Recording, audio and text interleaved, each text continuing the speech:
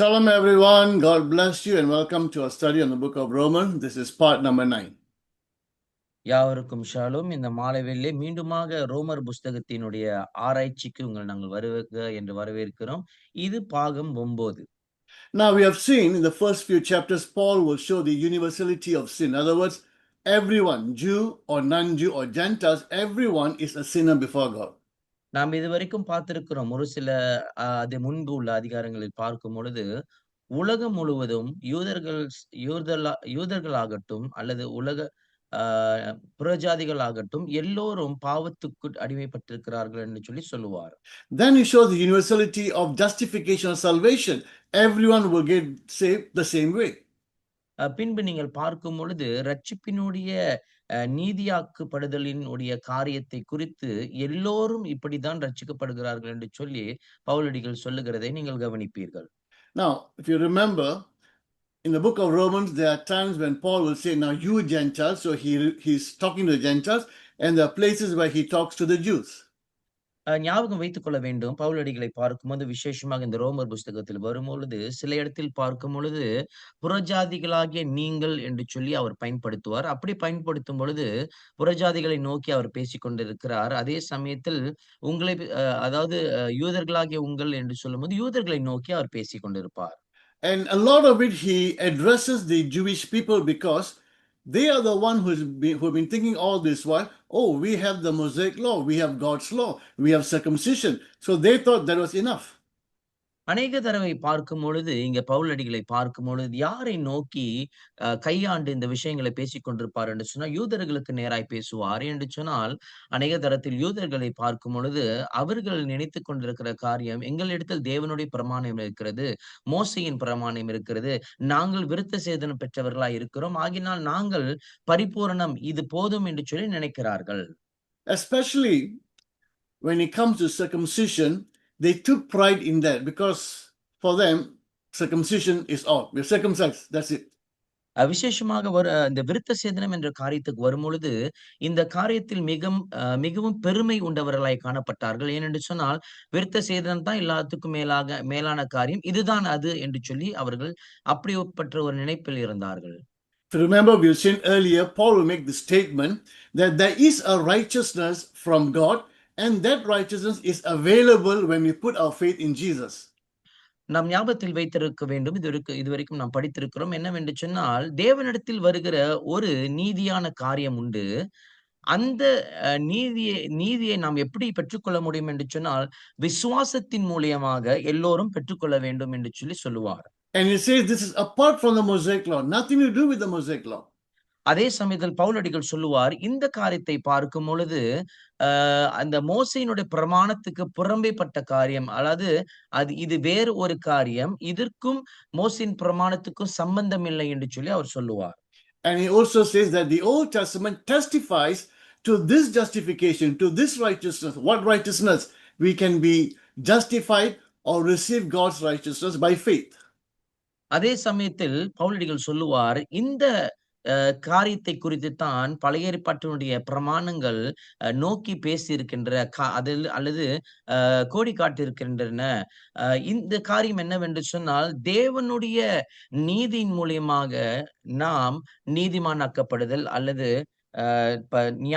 நியாயமாக்கப்படுதல். So he goes to the Old Testament and he takes an example. And what example does he take? He takes their own forefathers, Abraham. அவர் என்ன செய்வார் என்று சொன்னால் பழைய ஏற்பாட்டுக்கு சென்று ஒரு முக்கியமான ஒரு ஒரு மனுஷனுடைய ஆதாரத்தை எடுத்து இங்கே கொண்டு வருவார். யாரை எடுத்து வருவார் என்று சொன்னால் அவர்களுடைய முன்பிதாவாய் இருக்கிற ஆபிரகாமை அவரு கொண்டு வந்து அதை உதாரணமாய் காண்பிப்பார். If you remember, I've said this earlier, for the Jewish people, three key persons are. ஏற்கனவே நம்ம சொல்லி இருக்கிறோம். யூதர்களை பார்க்கும் பொழுது அவர்களுக்கு 3 முக்கியமான நபர்கள் இருக்கிறார்கள். Abraham is their forefathers. He's the father of their nation.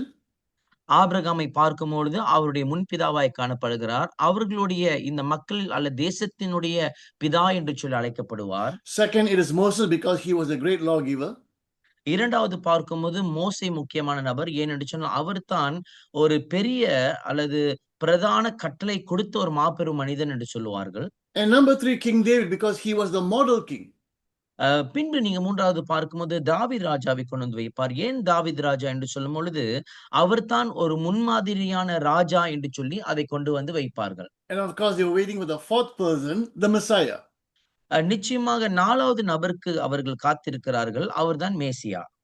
So Paul would take the experience of their own forefather and he would say, what did our father Abraham discover in this matter of being justified by faith? அதாவது இந்த விசுவாசத்தினாலே ஞாயப்படுத்தல் படுவது என்னவென்று சொல்லி இங்கே பவுலடிகளை பார்க்கும் பொழுது அவரு உதாரணம் காமிப்பார். என்னவென்று சொன்னால் விசேஷமாக நம்முடைய முன்பிதாக்கள் இதைத்தான் நம்பியிருந்தார்கள், இதைத்தான் பார்த்து கொண்டிருந்தார்கள் என்று சொல்லி இந்த காரியத்தை அவர் முன்பாக கொண்டு வந்து வைப்பார். Abraham was justified by faith. Genesis 15 verse 6. Abraham believed God and it was credited to him as righteousness.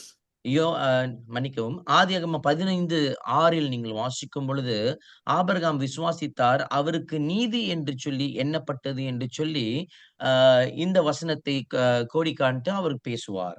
And if we have the same faith as of Abraham, we too will be declared righteous.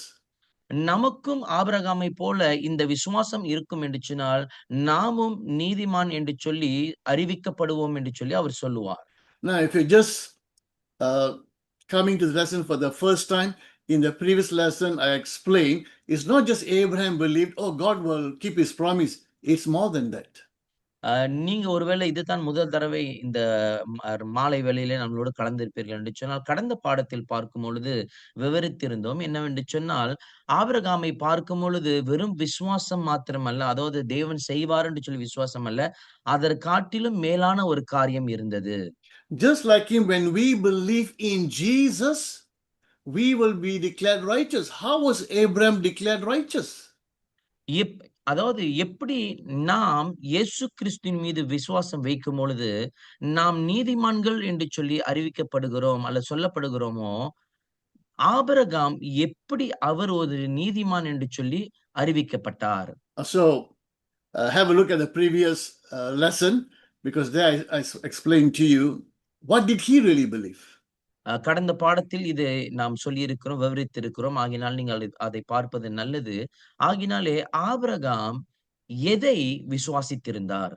Now the Jews took pride and they put their hope in the Mosaic law and in circumcision. யூதர்களை பார்க்கும்போது அவர்கள் பெருமை கொண்டு எதின் மீது தங்களுடைய காரியத்தை வைத்திருந்தார்கள் என்று சொன்னால், ஒன்று மோசேயின் பிரமாணத்தின் மீது பெரிய பெருமை வைத்திருந்தார்கள். 2வது பார்க்கும் பொழுது அவர்களுடைய விருத்த சேதனத்தை குறித்து பெருமை கொண்டவர்களாயிருந்தார்கள். Now the Holy Spirit through the Apostle Paul is going to break both of it. பரிசுத்த ஆவியானவர் அப்போஸ்தலனாகிய பவுலை கொண்டு இந்த 2 காரியத்தையும் அவர் உடைத்து எறிய போகிறார். None of the Jews would have ever thought about this, but now Paul is going to mention and it's just going to shock them. If they're hearing it for the first time, it'll just shock them because none of them saw this.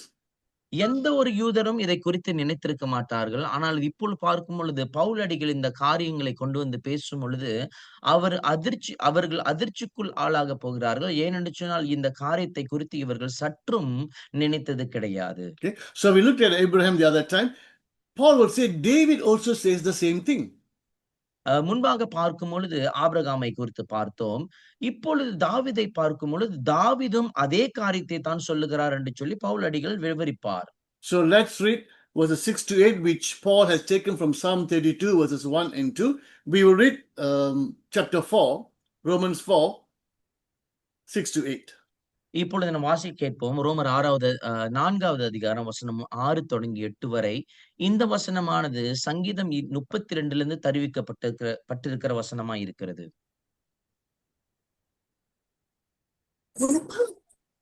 அந்தபடியே கிரிகைகள் இல்லாமல் தேவனாலே நீதிமான் எண்ணப்படுகிற மனுஷனுடைய பாக்கியத்தை காண்பிக்கும் பொருட்டு எவர்களுடைய அக்கிரமங்கள் மன்னிக்கப்பட்டதோ எவர்களுடைய பாவங்கள் மூடப்பட்டதோ அவர்கள் பாக்கியவான்கள். எவனுடைய பாவத்தை கர்த்தர் எண்ணாதிருக்கிறாரோ அவன் பாக்கியவான் என்று தாவீது சொல்லி இருக்கிறான். David says the same thing when he speaks of the blessedness of the one to whom God credits righteousness apart from works. Blessed are those whose transgressions are forgiven, whose sins are covered. Blessed is the one whose sin the Lord will never count against them. David does not say, blessed are those who work for their righteousness. தாவீதை பார்க்கும் பொழுது யாரெல்லாம் தங்கள் விசுவாசத்துக்கு வேலை செய்கிறார்கள், கிரியை செய்கிறார்களோ அவர்கள் நீதிமான்கள் என்று சொல்லி சொல்லவில்லை. David did not say, blessed are those who observe the law. தாவீதை பார்க்கும் பொழுது யாரெல்லாம் பிரமாணத்தை கை கொண்டிருக்கிறார்களோ அவர்கள் பாக்கியவான் என்று சொல்லி சொல்லவில்லை. David did not say, blessed are those who are circumcised. விருத்த சேதனம் பட்டவர்கள் பாக்கியவான்கள் என்று சொல்லி இங்கு தாவீதும் சொல்லவில்லை. If you are blessed because you observe the law or because you are circumcised, David would have said that. ஒருவேளை இந்த பிரமாணத்தின் படினாலே அதை கை கொள்றபடினாலே நீங்கள் ஆசீர்வதிக்கப்படுவீர்கள், அல்லது விருத்த சேதனம் படியினாலே ஆசீர்வதிக்கப்பட்டிருப்பார்கள் என்று சொன்னால் நிச்சயமாய் தாவீது அதை குறித்து பேசியிருப்பார். David said, when God forgives your sin, you are blessed. Abraham was declared righteous because of his faith. தாவீதை பார்க்கும் பொழுது கர்த்தர் உங்களை பாவத்தை மன்னிக்கும் போது நீங்க ஆசீர்வாதிக்கப்பட்ட சொல்ல, ஆனாலும் ஆபிரகாமை பார்க்கும் பொழுது அவருடைய விசுவாசத்தின் நிமித்தமாய் அவர் நீதிமான் என்று சொல்லி அழைக்கப்பட்டிருக்கிறார். Psalm 32 is about trusting God. சங்கீதம் 32 பார்க்கும் பொழுது தேவன் மீது விசுவாசம் கொள்வதை காண்பிக்கிறது. So the question that we need to think about, or the Jews need to think about, can Abraham boast about his righteousness? இப்பொழுது நாம் யோசிக்க வேண்டிய கேள்விகள் என்னவென்று சொன்னால், ஆபிரகாம் தன்னுடைய நீதியை குறித்து அவர் பெருமை பாராட்ட முடியுமா? Did he work for it? இதற்காக அவர் வேலை செய்தாரா? See, if you work for, you put in your own effort to become righteous, then you can boast because it is your work. I did it. நாம் சொந்த முயற்சி கொண்டு நீதியை பெற்றுக்கொள்ள வேண்டும் என்று சொல்லி கிரியை செய்திருப்போம் என்று சொன்னால் அதை குறித்து நாம் பெருமை பாராட்ட முடியும் என்று சொன்னால் இதற்காக நான் வேலை செய்தேன், கிரியை செய்தேன், எனக்கு கிடைத்தது என்று சொல்லி நாம் சொல்லலாம். You see, the whole world knows about what sin is. பாவம் என்றால் என்ன என்று சொல்லி இந்த முழு உலகமும் அறிந்திருக்கிறது. All religions acknowledge sin. எல்லா மதங்களையும் பார்க்கும் பொழுது பாவம் என்ற ஒரு காரியம் இருக்கிறது என்று சொல்லி ஆமோதிக்கிறார்கள். But what do you do with sin? How do you get your sins forgiven? ஆனாலும் பாவத்தை குறித்து இப்பொழுது நாம் என்ன செய்ய போகிறோம்? இந்த பாவத்தினுடைய மன்னிப்பை நாம்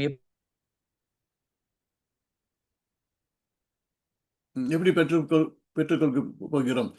Every man-made religion is, I am a sinner, I've done wrong things, now how can I deal with it? It is self-effort that comes in on their own to somehow to atone or take care of their sins.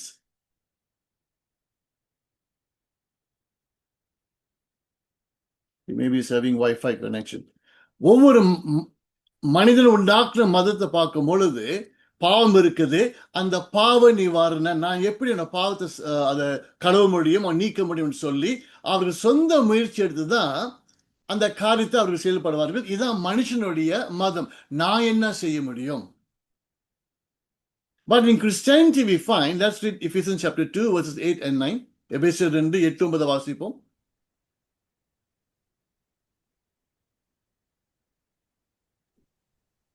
கிறிஸ்துவினாலே விசுவாசத்தை கொண்டு ரட்சிக்கப்பட்டீர்கள். இது உங்களால் உண்டானதல்ல, இது தேவனுடைய ஈவு. ஒருவரும் பெருமை பாராட்டாதபடிக்கு இது கிருகைகளினால் உண்டானதல்ல. For it is by grace you have been saved through faith, and this is not from yourselves, it is the gift of God, not by works, so that no one can boast. Amen. How high a ladder can I build to reach heaven? எப்படிப்பட்ட ஒரு உயரமான ஒரு ஏணியை என்னால கட்ட முடியும் பரலோகத்தை அல்லது வானங்களை எட்டுவதற்கு? We can't. We don't even know where heaven is. We don't know where God is. We can't.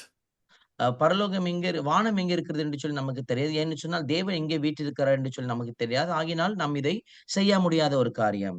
But religions comes out with rituals, penance, different kinds of religious duties, thinking by doing all of this somehow I can pay for my sin. ஆனால் மதங்களை பார்க்கும் பொழுது அவர்கள் இதை செய்ய வேண்டும், இந்த காரியங்கள் நீங்க செய்தால் உங்களுடைய பாவம் மன்னிக்கப்படும் என்று சொல்லி நிறைய காரியங்களை அல்லது சடங்கு சம்பிரதாயங்களை கொண்டு வருவார்கள். Because in their minds is this, well, I have sinned, I should pay for my sin, not somebody else pay for my sin. ஏனென்று சொன்னால் அவர்களுடைய சிந்தையில் இப்படித்தான், நான் பாவம் செய்திருக்கிறேன், ஆகையினாலே நான் தான் என் பாவ கடனை தீர்க்க வேண்டும், மற்ற ஒருவர் என் பாவ கடனை தீர்க்க முடியாது என்று சொல்லி நினைப்பார்கள். Now, their thinking is right. அவர்களுடைய சிந்தனை சரியான ஒரு சிந்தனை தான். But how much do you need to do before you know that you have done enough for your sins to be forgiven? You have done enough that God can call you righteous. ஆனாலும் எந்த அளவுக்கு நம் காரியத்தை செய்ய வேண்டும், அதாவது இந்த அளவுக்கு செய்தாதான் கடவுள் என்னோட பாவத்தை மன்னித்திருப்பார், அல்லது கடவுள் என்னை பார்த்து நீதிமான் என்று சொல்லி அழைப்பதற்கு எந்த ஒரு அளவுகோலை வைத்து இதை செய்ய முடியும்? Let's say I think, okay, God, I've done this wrong thing. I'll break 100 coconuts for you. Is that enough? ஒருவேளை நாம் சொல்ல முடியும், கடவுளே உமக்கு எதிர்ப்பாய் நான் காரியத்தை செய்து விட்டேன், நான் 100 தேங்காய் உமக்காக உடைக்கிறேன், இது போதுமா என்று சொல்லி நாம் கேள்வி கேட்க வேண்டும். How do I know 100 is enough? Maybe God wants more than 100 coconuts. எப்படி எனக்கு தெரியும் 100 தேங்காய் உடைத்தால் போதும்? ஒருவேளை கடவுளுக்கு 100 தேங்காய் மேலும் அதிகமா இன்னும் தேவைப்பட்டிருக்கும் என்று சொன்னால்? Did he ask for coconuts? அவர் நம்ம இடத்தில் தேங்காயை கேட்டாரா? So I'm just giving that as an example. How will I know when it's enough? இது உதாரணமாக கொடுக்கிறேன். என்னவென்று சொன்னால், நமக்கு எப்படி தெரியும் இது போதும் என்று சொல்லி ஒரு அளவை? Imagine you are walking on the street and you see another person, you go and slap that person.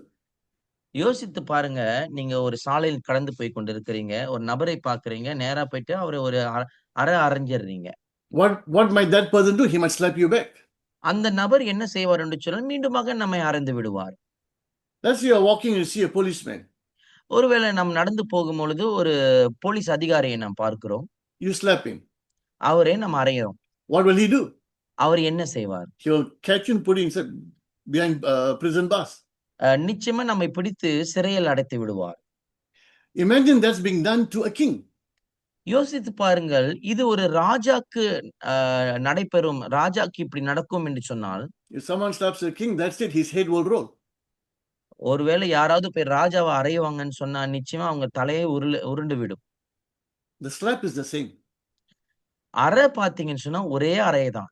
The slap is the same. ஒரே அறை தான். But the punishment is different. ஆனாலும் அதற்குரிய தண்டனை நீங்கள் பார்ப்போது வேறு வகையில் வரும். All sin is ultimately against the Almighty God. எல்லா பாவங்களை பார்க்கும் பொழுது அதாவது சர்வ வல்லமை உள்ள தேவனுக்கு எதிராய் தான் இருக்கிறது. How much is enough? எந்த அளவு வைத்தால் போதும்? I have to pay for my sins. Okay, let's say this person A steals $100 from another person. நான் என் பாவத்துக்கு அதாவது கட்டணம் கட்ட வேண்டும் அல்லது பரிகாரம் செலுத்த வேண்டும் என்று சொன்னால், ஒருவேளை வைத்துக் கொள்ளும், இந்த நபர் ஏ வந்து இன்னொரு நபர் இடத்திலிருந்து 100 வெளியே திருடி விட்டார். He is caught and the judge says you must pay back $200. அவர் கை காலமாய் பிடிக்கப்பட்டிருக்கிறார். இப்பொழுது நீதிபதி வந்து சொல்லுகிறார், நீ அந்த மனுஷனுக்கு திருப்பி 200 வெளியாய் கொடுக்க வேண்டும். Okay, the person from whom the $100 was stolen, he will be quite happy because he has got $100 extra. அதாவது யாரிடத்தில் திருடப்பட்டதோ அந்த நபர் சந்தோஷமா இருப்பார். ஏனென்று சொன்னால் இப்பொழுது அவருக்கு இன்னும் அதிகமாக கூட்டலாக 100 வெளி கொடுக்கப்பட்டிருக்கிறது. And A is free to go because he has paid for his crime. ஆனாலும் இந்த ஏ நபரை பார்க்கும் பொழுது இப்பொழுது அவரு எந்த ஒரு குற்றம் இல்லாமல் கடந்து போகலாம். ஏனென்று சொன்னால் தன்னுடைய குற்ற செயலுக்கு அவர் ஒரு கட்டணம் செலுத்தி விட்டார். What if A has murdered someone? உதாரணத்துக்கு இந்த ஏ நபர் இன்னொரு நபரை கொன்று விட்டால் என்று சொன்னால் எப்படி இருக்கும்? Let's say he murdered a 10-year-old boy. ஒருவேளை ஒரு 10 வயது சிறுவனை அவர் கொன்றிருப்பார் என்று சொன்னால், let's say he's being put in prison for 10 years. ஒருவேளை வைத்துக் கொள்வோம் 10 வருஷம் அவருக்கு சிறை தண்டனை வழங்கப்படுகிறது. After 10 years he's free to go.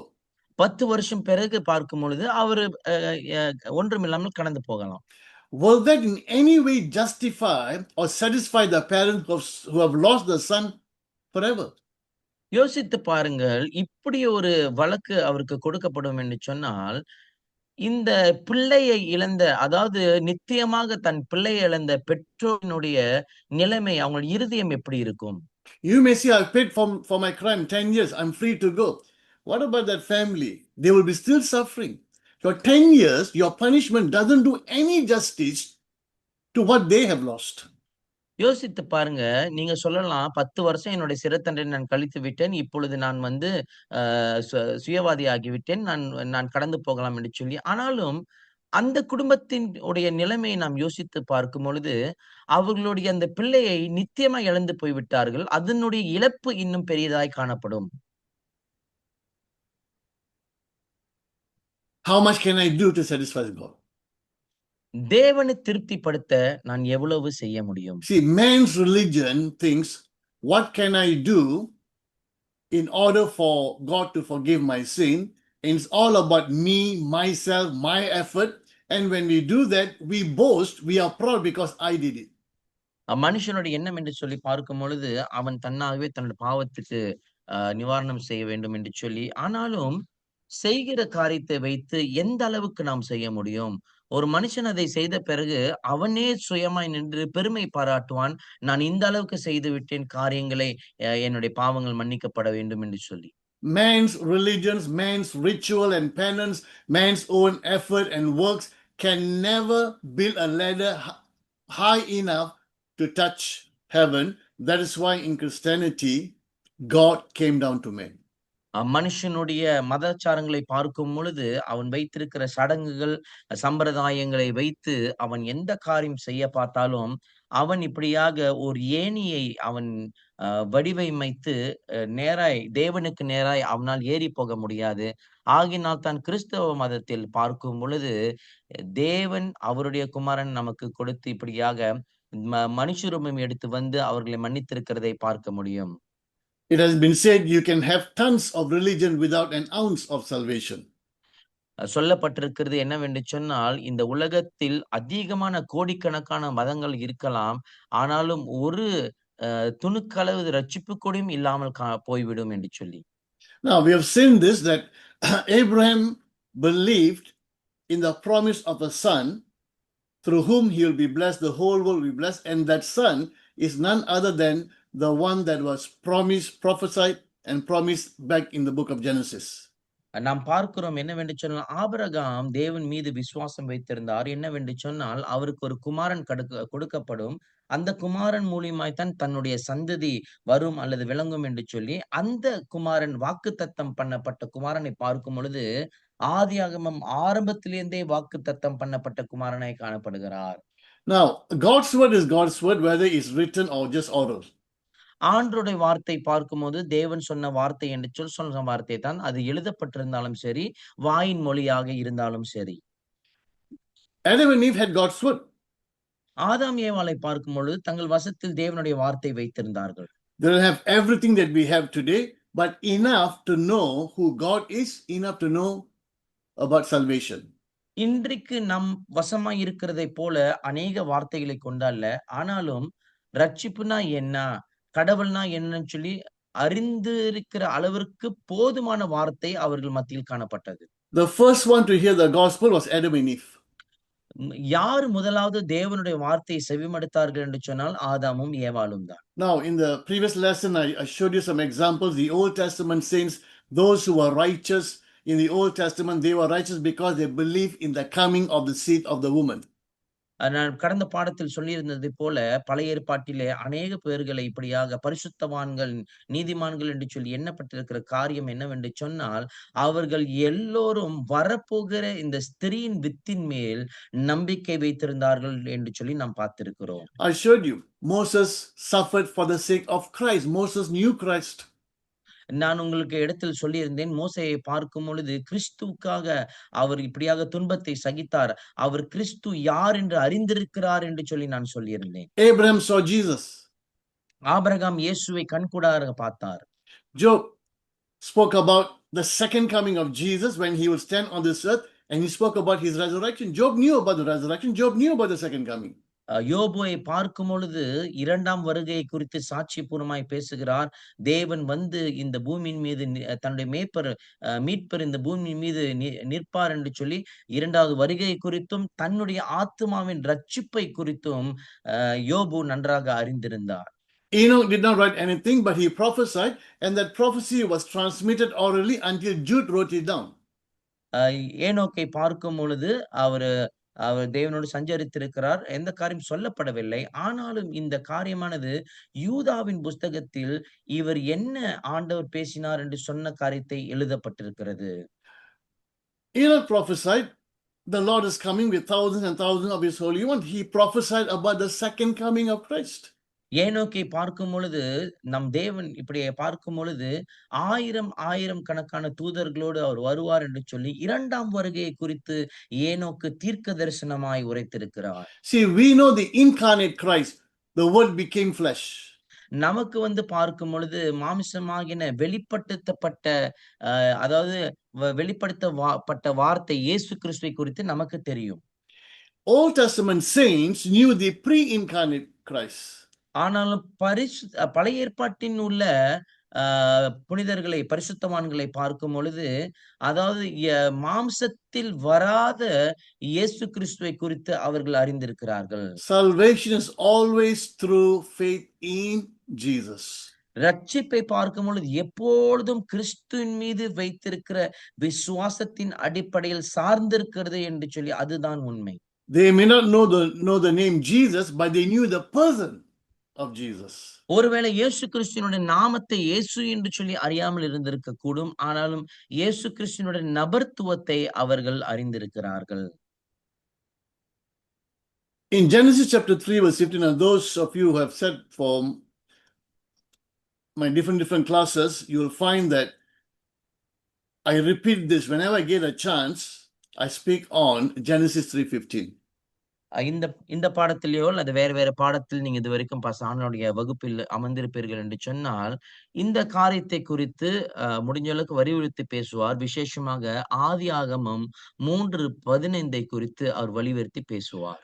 When Adam and Eve fell in sin, God will then speak what we have in Genesis 3:15.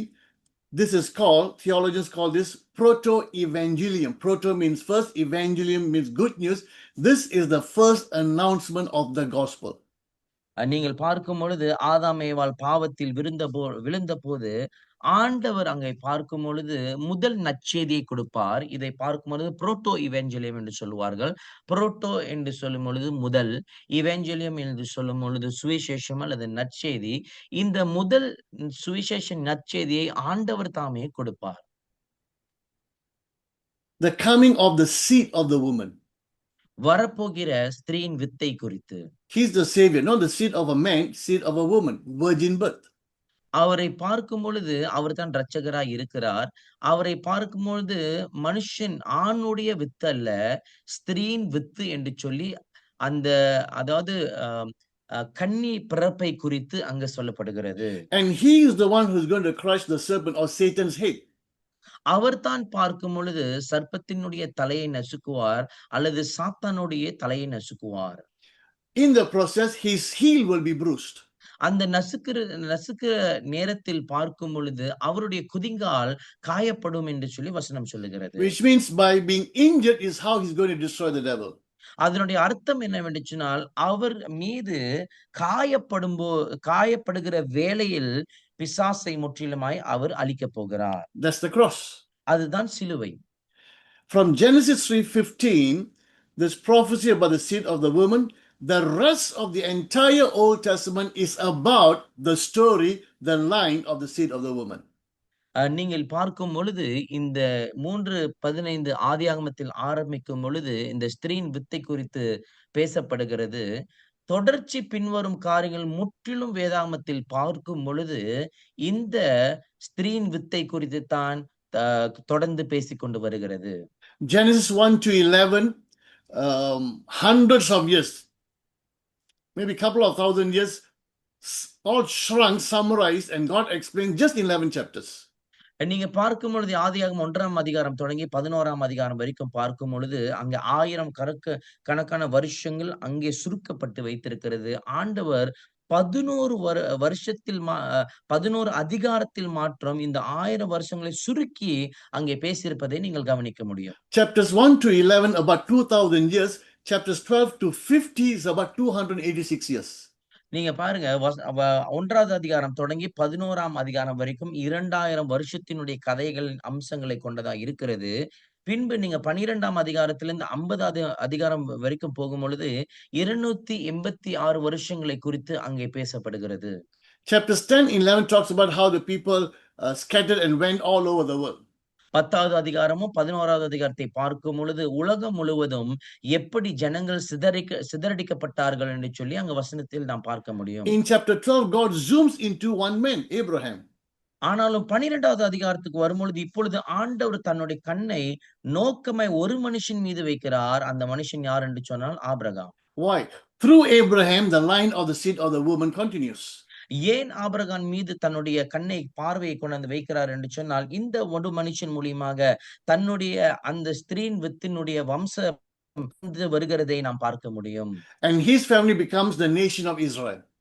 அவருடைய குடும்பம் தான் பின்பு நீங்கள் பார்க்கும் பொழுது இஸ்ரவேல் என்று சொல்லி அந்த பெரு ஜன கூட்டமாய் மாறுகிறது. The whole story is about the line of the seed of the woman. இந்த முழு கதையும் நீங்கள் பார்க்கும் பொழுது இந்த ஸ்திரீன் வித்தினுடைய வம்ச வரலாறை குறித்து தான் அது பேசிக்கொண்டே வரும். The righteous of the Old Testament, those who were declared righteous, those who were justified, all believed, they put their faith in the coming seed of the woman.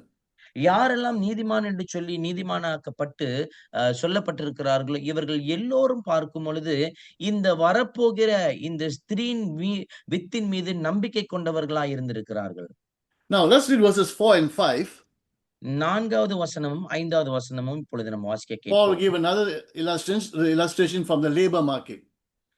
இப்பொழுது பார்க்கும் பொழுது இந்த சந்தையில் வருகிற காரியத்தை வைத்து ஒப்பிட்டு பவுலடிகள் பேசுகிறதை நாம் கவனிக்க முடியும். Pastor, chapter 3, Pastor. Chapter 4.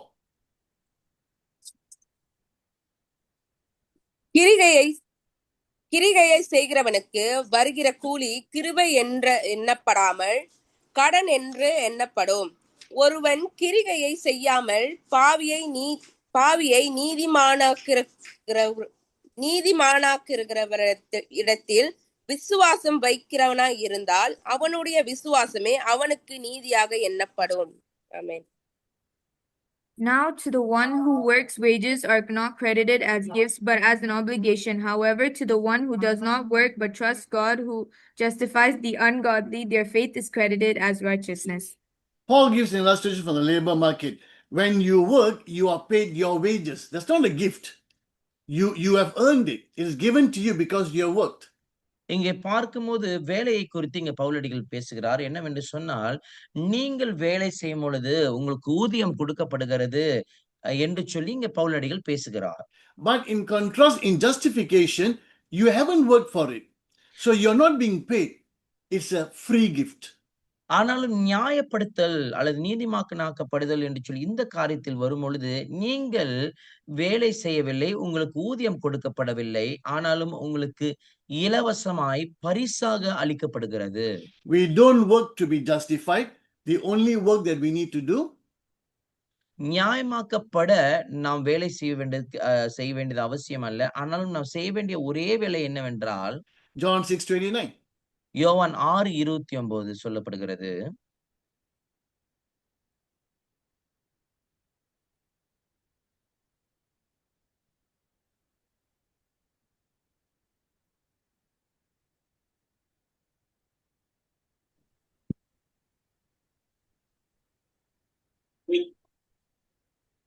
Jesus answered, "The work of God is this, to believe in the one he has sent." அவைகளை எனக்கு தந்த என் பிதா எவராகிலும் பெரியவராய் இருக்கிறார். அவைகளை என் பிதாவின் கையிலிருந்து பறித்துக் கொள்ள ஒருவனாலும் கூடாது. அது John chapter 10 நினைக்கிறேன். John chapter 6. யோவான் 6:29.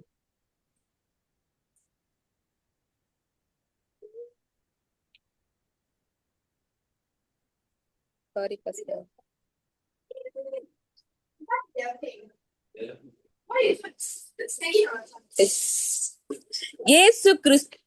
இயேசு அவர்களுக்கு பிரயுத்தரமாக அவர் அனுப்பினவரை நீங்கள் விசுவாசிப்பதே தேவனுக்கேற்ற கிருபையா இருக்கிறது என்றார்.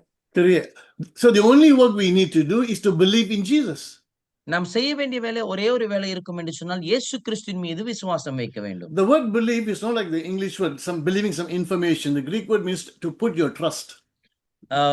அதாவது நம்பிக்கை என்று சொல்லும் பொழுது ஏதோ ஒரு காரியத்தை நம்பிக்கை வைக்கிறது இல்ல. இயேசு கிறிஸ்து மீது முழுமையான விசுவாசம் வைத்து இருக்கிறது. It's putting a trust in him. உங்களோட நம்பிக்கையை இயேசு மேல கொண்டு போய் வைப்பது. So that's the work we need to do, to put our trust in Jesus Christ. And that's when or through that we will be declared righteous. அதைத்தான் நாம் செய்ய வேண்டும். நம் விசுவாசத்தை இயேசு கிறிஸ்துவின் மீது வைக்க வேண்டும். அதன் மூலியமாக நாம் நீதிமான் என்று சொல்லி அழைக்கப்படுவோம். So don't we have to work? ஆகினாலே நாம் வேலை செய்ய வேண்டியது அவசியம் இல்லையா? We have to work, but work comes after we are declared righteous, and our works are works of service because we do it out of gratitude for what God has done. நாம் கிரியை செய்ய வேண்டுமா? ஆமாம், நாம் கிரியை செய்ய வேண்டும். எப்பொழுது நாம் கிரியை செய்ய வேண்டும் என்று சொன்னால், இந்த ரட்சிப்பு கொடுத்து நீதிமானாக்கப்பட்ட பின்பு இந்த கிரியையை நன்றி உள்ள இருதயத்தோடு ஆண்டவர் நமக்கு இலவசமாய் கொடுத்திருக்கிற இந்த ரட்சிப்பை கொண்டு நாம் கிரியையில் காண்பிக்க வேண்டும். Remember, I told you Paul is going to break what they have trusted, what they have taken pride, the law and circumcision. ஞாபகம் இருக்கிறதா? உங்களிடத்தில் நான் சொல்லுகிறேன், பவுலடிகளை பார்க்கும் பொழுது இந்த 2 காரியத்தில் எதை பெருமையாய் கொண்டு நினைத்தார்களோ அந்த 2 காரியத்தையும் பவுலடிகள் உடைக்கப் போகிறார். முதல் காரியத்தை பார்க்கும்போது அவர்கள் கையிருக்கிற மோசையின் பிரமாணமும், 2வது காரியத்தை பார்க்கும்போது விருத்த சேதனத்தை இந்த காரியத்தையும் அவர் உடைத்தார். Let's go to verse 9. 9வது வசனத்தை பார்ப்போம். Now, let me read in the English, verse 9. Is this blessedness only for the circumcised, the Jews, or also for the uncircumcised, the Gentiles? We have been seeing that Abraham's faith was credited to him as righteousness.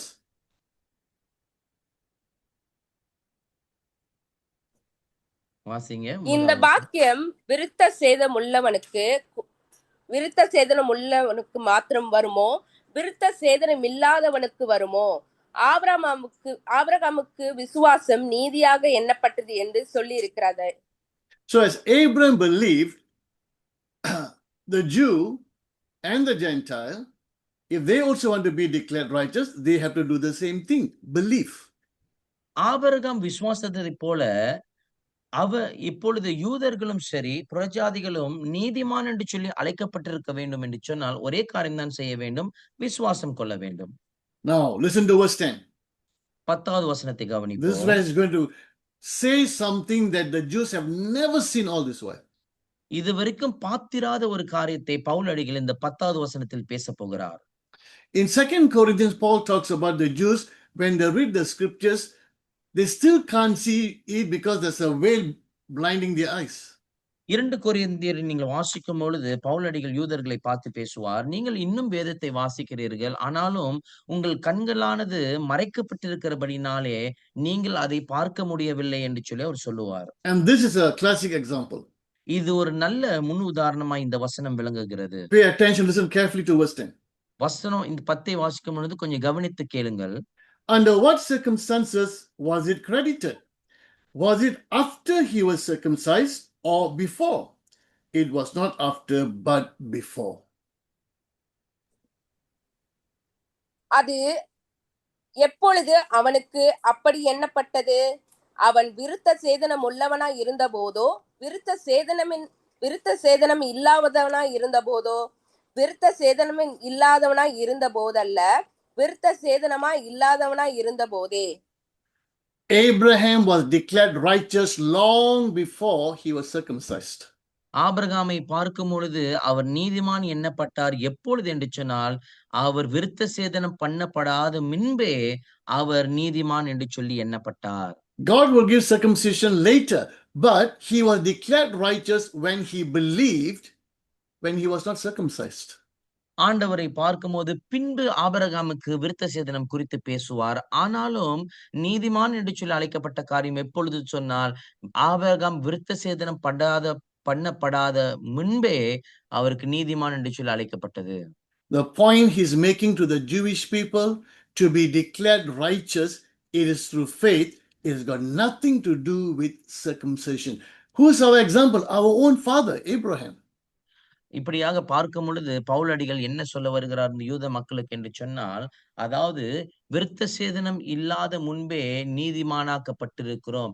யார் நம்முடைய முன்மாதிரி என்று சொன்னால், Abraham நம்முடைய முன்பிதாவாகிய ஆபிரகாமே நமக்கு முன்மாதிரியா இருக்கிறார் என்று சொல்லி அவர் சொல்லுகிறார். This would have been a shock for them because none of them saw this. None of them thought of this. நிச்சயமாய் அவர்களுக்கு பெரிய ஒரு அதிர்ச்சி உண்டான காரியமா இருக்கும். ஏனென்று சொன்னால், யாரும் இந்த காரியத்தை இதுவரைக்கும் பார்த்ததில்லை. அதே சமயத்தில் இந்த காரியத்தை அவர்கள் புரிந்து கொண்டதும் இல்லை. Hundreds of years they've been reading their Torah. 100 வருஷ கணக்காக பார்க்கும்போது அவர்கள் தோராவை வாசித்துக் கொண்டிருக்கிறார்கள். Now, who discovered gravity? யார் இந்த புவி ஈர்ப்பு சக்தியை கண்டுபிடித்தது? Okay, Isaac Newton. Isaac Newton. Now, when did he discover gravity? The story is he was sitting under a tree, an apple dropped down, and he began to think, why did the apple drop down? அதாவது சொல்லுவார்கள், இந்த கதை இருக்கிறது என்னவென்று சொன்னால், Isaac நியூட்டனை பார்க்கும்போது ஒரு apple மரத்தின் கீழ் அமர்ந்து கொண்டிருக்கிறார். அமர்ந்து கொண்டிருக்கிற வேளையில் ஒரு ஆப்பிள் பழத்தை பார்க்கும்போது கீழே விழுகிறது. அவர் யோசிக்கிறார், ஏன் ஆப்பிள் கீழே விழ வேண்டும் என்று சொல்லி. Was it the first time he's seeing a fruit falling down? அதாவது கேள்வி என்னவென்று சொன்னால், இதுதான் முதல் முறை ஒரு மரத்திலிருந்து ஒரு கனி கீழே விழுகிறதை பார்க்கிறாரா? Millions of people for thousands of years have seen all kinds of fruit fall down. கோடிக்கணக்கான ஜனங்களை பார்க்கும்போது ஆயிரக்கணக்கான வருஷத்தில் நிறைய பழங்கள் கீழே விழுகிறதை பார்த்திருக்கிறார்கள்.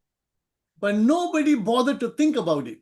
ஆனாலும் யாரும் இதை குறித்து சற்று உட்கார்ந்து யோசித்தது கிடையாது. One man thought about it. ஒரு மனுஷன் இந்த காரியத்தை குறித்து நிதானித்து யோசிக்கிறார். And that led to the discovery of gravity. அது எதற்கு கண்டுபிடிக்கிற காரியத்துக்கு கொண்டு போனது என்று சொன்னால், புவியீர்ப்பின் சக்தியை குறித்து கண்டுபிடிக்க உதவினது. Thousands of people have read their scripture, the Torah, for hundreds of years. ஆயிரக்கணக்கான ஜனங்களை பார்க்கும்போது நூற்றுக்கணக்கான வருஷம் காலத்திற்கு தங்களுடைய தோராவை வாசித்திருக்கிறார்கள். Nobody saw this. ஆனாலும் யாரும் இந்த காரியத்தை பார்க்கவில்லை. Even Paul did not see this. Pavul கூட பார்க்கும்போது இந்த காரியத்தை அவர் பார்க்கவில்லை. But when he had an experience with the Lord, when he became a believer, a Christian, his mind just opened up and he began to realize, that's what he will say. It's there in the Old Testament, righteousness of God. It is through faith. Example is given, Abraham. Pavul அடிகளை பார்க்கும் பொழுது தன்னுடைய இரட்சகரை கண்ட அந்த அனுபவத்தின் பாதையில் பார்க்கும் பொழுது அவர் அந்த ரட்சிப்பை பெற்றுக்கொண்ட உடனே தன் கண்களானது திறக்கப்பட்டு அவர் சொல்லுகிறார், அங்கேதான் இருக்கிறது, இந்த தோராவில் தான் இது எழுதப்பட்டிருக்கிறது என்று சொல்லி அங்கே விவரித்து பேசுகிறார். So why did God give circumcision? அப்படி இருக்கும் என்று சொன்னால் ஏன் ஆண்டவர் இந்த விருத்த சேதனத்தை அனுமதித்தார்? What was he teaching the people? ஜனங்களுக்கு என்னத்தை கொடுத்து கொண்டிருந்தார்? Many times God will say, I've separated you to be my own. I will be your God and you will be my people. அநேக தடவை ஆண்டவர் சொல்வார், உங்களை பிரித்தெடுத்து வைத்திருக்கிறேன், நான் உங்கள் கடவுளாக இருக்கவும் நீர் எங்களுடைய ஜனங்கமாய் இருக்கவும் நான் உங்களை பிரித்து வைத்திருக்கிறேன் என்று ஆண்டவர் சொல்வார். Separated you so that you will not be like the rest. உங்களை தனியா பிடித்து வைத்திருக்கிற காரணம் என்னவென்று சொன்னால் மற்றவர்களைப் போல நீங்கள் இருக்க மாட்டீர்கள் என்று சொல்லிதான். Now in Leviticus chapter 19 you read, do not plant two seeds together, don't wear clothing, there's two different materials. லேவியராகமம் 19ஆம் அதிகாரத்தில் நீங்கள் வாசிக்கும் பொழுது அங்க சொல்லப்பட்டிருக்கிறோம், 2 விதமான விதைகளை ஒரே இடத்தில் நடக்கூடாது. அதே சமயத்தில் 2 விதமான வித்தியாசம் கொண்ட ஆடைகளை அந்த துணியில் ஆடைகளில் வித்தியாசம் கொண்டதை ஒன்றாக தேய்க்க கூடாது என்று சொல்லப்பட்டிருக்கும். What is wrong with that? இப்படி தேய்த்தால் என்ன தப்பு? Nothing intrinsically wrong, but God was teaching them about separation. You cannot mix with the rest of them. நீங்க பார்க்கும் பொழுது இந்த காரியத்தில் எந்த ஒரு தப்பிதமும் கிடையாது. ஆனாலும் ஆண்டவர் என்ன கத்துக் கொடுக்கிறார் என்று சொன்னால், இந்த 2 காரியத்துக்கும் ஒன்று கூட்டி கொண்டு வர வேண்டாம், இதில் ஒன்று சேர்க்க வேண்டாம் என்று சொல்லி ஆண்டவர் சொல்லுகிறார். God will tell them, this food is clean, you can eat. This food is not clean, you cannot eat. ஆண்டவர் அவர்களை பார்த்து சொல்லுவார், இந்த உணவை பார்க்கும் பொழுது சுத்தமான உணவு, நீங்கள் இதை பருகலாம். இந்த உணவை பார்க்கும் பொழுது இது அசுத்தமான உணவு, நீங்கள் பருகக்கூடாது என்று சொல்லுவார். In their farming, in their dressing, in their diet, God was teaching his people separation. தங்களுடைய இப்படியாக அவங்களுடைய ஆடையிலும் சரி, தங்களுடைய உணவு பழக்கத்திலும் சரி, தங்களுடைய இப்படியாக விதைப்பதில், அறுவடை செய்வதிலும் சரி, ஆண்டவர் தன்னுடைய ஜனங்களுக்கு ஒன்று சேர்க்கக்கூடாது என்று சொல்லி கற்றுக் கொடுத்து வருவார். Separate from the ungodliness, from the unworldliness, and live like the people of God. அதாவது தெய்வீக தன்மை இல்லாத இந்த உலகத்தை விட்டு தேவ ஜனங்களைப் போல தனித்து பிரித்தெடுக்கப்பட்டு வாழ வேண்டும் என்று சொல்லி ஆண்டு சொல்லிக் கொடுப்பார். And God gave them circumcision as a sign of cutting off the flesh life. அதே சமயத்துல ஆண்டவர் இந்த விருத்த சேதனம் என்று சொல்லும் பொழுது இந்த மாம்சத்தினுடைய விருப்பத்தை அவர்கள் துண்டிக்க வேண்டும் என்று சொல்லி கத்துக் கொடுப்பார். They did all of this physically, but never understood the spiritual lesson behind it. இந்த காரியத்திலெல்லாம் பார்க்கும் பொழுது சரீரபூர்வமாக அவர்கள் செய்து வந்தது உண்மைதான். ஆனாலும் ஆவிக்குரிய ரீதியினுடைய இந்த அடக்கத்தை அவர்கள் அறியாமல் போய்விட்டார்கள். Go to Deuteronomy chapter 10 verse 16. உபாகமம் 10வது அதிகாரம் 16வது வசனத்தை நாம் கவனிப்போமாக. Deuteronomy chapter 10 verse 16. உபாகமம் 10:16.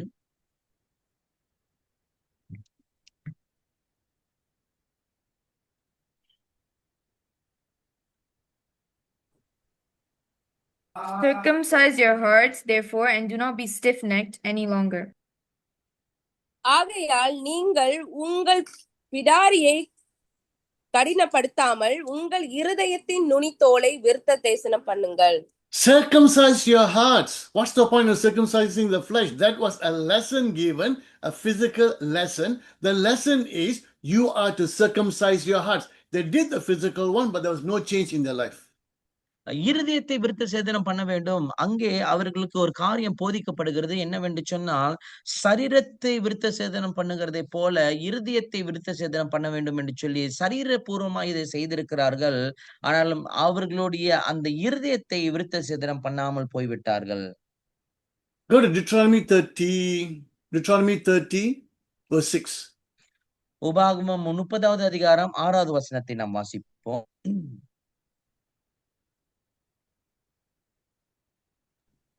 The Lord your God will circumcise your hearts and the hearts of your descendants, so that you may love him with all your heart and with all your soul and live.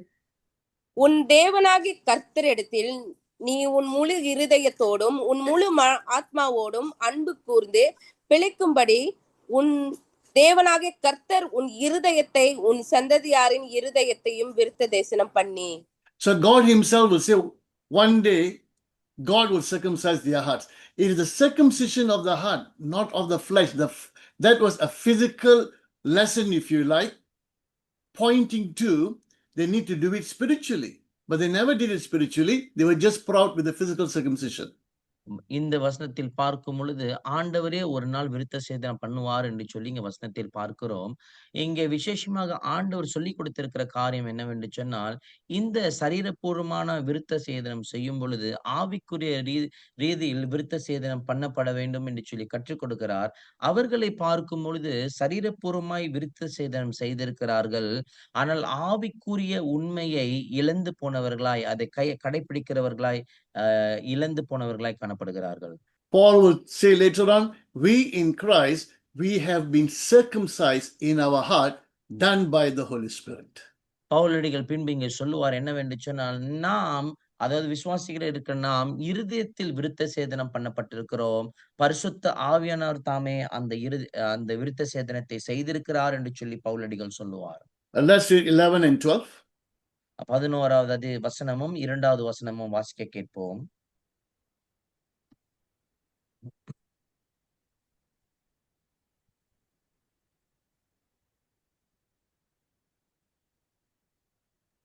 And he received circumcision as a sign, a seal of the righteousness, that he had faith while he was still uncircumcised. So then he is the father of all who believed, but have not been circumcised, in order that righteousness might be credited to him. And he is then also the father of circumcised, who not only are circumcised, but who also follow in the footsteps of the faith that our father Abraham had before he was circumcised. மேலும் விருத்த சேதனம் இல்லாத காலத்தில் அவன் விசுவாசத்தினாலே அடைந்த நீதிக்கு முத்திரையாக விருத்த சேதனமாகிய அடையாளத்தை பெற்றான். விருத்த சேதனம் இல்லாதவர்களாய் விசுவாசிக்கிற யாவருக்கும் நீதி என்னும் பொருட்டாக அவர்களுக்கு அவன் தகப்பனாய் இருக்கும்படிக்கு விருத்த சேதனத்தை பெற்றவர்களாய் மாத்திரமல்ல நம்முடைய தகப்பனாகிய ஆபிரகாம் விருத்த தேசனம் இல்லாத காலத்தில் அடைந்த விசுவாசமாகிய அடிச்சுவடுகளில் நடக்கிறவர்களாயும் இருக்கிறவர்களுக்கு தகப்பனாய் இருக்கும்படிக்கு அந்த அடையாளத்தை பெற்றான். So now Abraham is not only exclusively the father of the Jews, but Abraham is the father of all who believe, who have the same faith. Whether Jew or Gentile, if they have the same faith that Abraham had, they can call Abraham their father. இப்பொழுது பார்க்கும் பொழுது ஆபிரகாமினுடைய நம்ம பார்க்கும் பொழுது அவர் எப்படிப்பட்ட முன்னுதாரணமா வருகிறார் என்று சொன்னால், அதாவது யூதர்களுக்கு மாற்றம் இப்பொழுது அவர்களை முன்பிதாவாக அல்ல, ஆனாலும் யாரெல்லாம் கிறிஸ்துவை ஏற்றுக்கொண்டிருக்கிறார்களோ அவர்களுக்கும் இவர் யூதராய் இருந்தாலும் சரி, புறஜாதிகளாய் இருந்தாலும் சரி, அவரை போல நாமும் அவரை நம்முடைய முன்பிதா என்று எண்ணலாம் என்று சொல்லி சொல்லப்பட்டிருக்கிறது. Which means you and I as Christians, we have the right to call Abraham our father. அதனுடைய அர்த்தம் என்னவென்று சொன்னால், நீங்களும் நானும் இப்பொழுது நம்முடைய இந்த ஆபிரகாமை நம்முடைய முன்பிதா என்று சொல்லி அழைக்கிறதுக்கு அந்த அதிகாரம் கொடுக்கப்பட்டிருக்கிறது. So Paul's point was Abraham was declared righteous by his faith. ஆகையினாலே பவுலினுடைய காரியம் என்னவென்று சொன்னால், ஆபிரகாமை பார்க்கும் பொழுது தன்னுடைய விசுவாசத்தின் நிமித்தமாக நீதிமான் என்று சொல்லி எண்ணப்பட்டிருக்கிறார். And Abraham was declared righteous before he was circumcised. ஆபிரகாமை பார்க்கும் பொழுது அவர் விருத்த சேதனம் பட முன்பே அவர் நீதிமான் என்று சொல்லி அழைக்கப்பட்டிருக்கிறார். Paul did not against the law or against circumcision, but he puts it in its proper place. பவுலடிகளை பார்க்கும் பொழுது பிரமாணத்துக்கு எதிராகவோ அல்லது விருத்த சேதனத்துக்கு எதிராகவோ அவர் இல்லை, ஆனாலும் இந்த காரியத்தை சரியாக வரிசை பண்ணைப்படுத்தி வைக்கிறார். So righteousness is by faith, nothing to do with race. If it's race or ethnicity, only Jews can have it, but it's got nothing to do with that. It's got nothing to do with ritual, circumcision. It has got to do with faith. நீங்கள் பார்க்கும் பொழுது அதாவது விசுவாசம் கொண்டு நீதிமானாக்கப்படுவதனுடைய அர்த்தம் என்னவென்று சொன்னால், அது மதம், அதாவது ஒரு கலாச்சாரத்தை அல்லது யூதர் காரியத்தை சார்ந்த அல்ல, அல்லது அதே சமயத்துல சடங்காச்சாரம், அதாவது விருத்த சேதனத்தின் அடிப்படையிலும் அல்ல என்று சொல்லி இங்க நாம் கவனித்திருக்கிறோம். It's like telling the Jew, you don't have to be a Jew. அதாவது எப்படி சொல்லப்படுகிறது என்று சொன்னால், யூதனை பார்த்து நீ ஒரு யூதனா இருப்பது அவசியம் அல்ல. Or rather, a person doesn't have to be a Jew. அல்லது ஒரு நபர் யூதராய் இருக்க வேண்டிய அவசியம் இல்லை. That person doesn't have to be circumcised. அந்த நபர் விருத்த சேதனம் பட வேண்டிய அவசியம் இல்லை. But if he showed the same faith that Abraham had, he'll be declared righteous. ஆனாலும் ஆபிரகாம் கொண்டிருந்த விசுவாசத்தை இந்த மனுஷனும் காண்பிப்பார் என்று சொன்னால் அவர் நீதிமான் என்று சொல்லி அழைக்கப்படுவார்.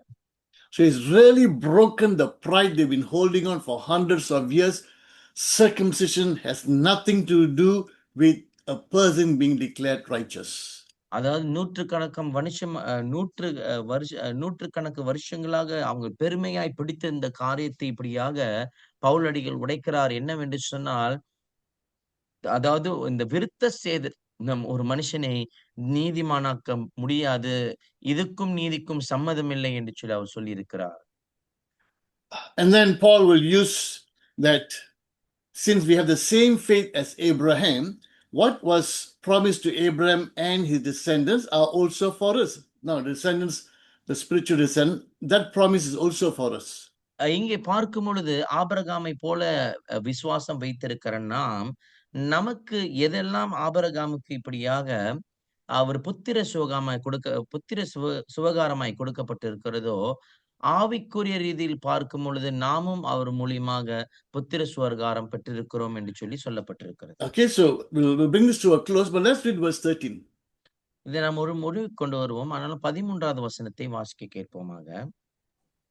அன்றியும் உலகத்தை சுதந்தரிப்பவன் என்கிற வாக்குத்தத்தம் ஆபிரகாமுக்காவது அவன் சந்ததிக்காவது நியாய பிரமாணத்தினால் கிடையாமல் விசுவாசத்தினால் வருகும் நீதியினால் கிடைத்தது.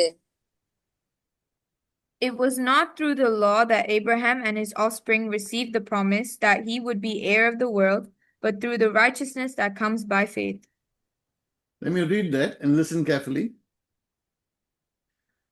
It was not through law, because the law wasn't given then, that Abraham and his offspring received the promise that he would be heir of the world, but through the righteousness that comes by faith. Abraham was promised, and along with him his descendants of the same faith, you and I, was promised that he will inherit the world. உலகத்தை சுதந்தரிப்பார்கள் என்று சொல்லி இப்படியாக ஆபிரகாமுக்கு வாக்குத்தத்தமே அளிக்கப்பட்டிருக்கிறது. அதே சமயத்தில் பார்க்கும் பொழுது இவரை போல விசுவாசம் கொண்டிருக்கிற நமக்கும் ஆவிக்குரிய ரீதியில் இந்த காரியம் வாக்களிக்கப்பட்டிருக்கிறது. We always talk about heaven, sing about heaven, preach about heaven. Have you ever thought about inheriting the world, here referring to the earth?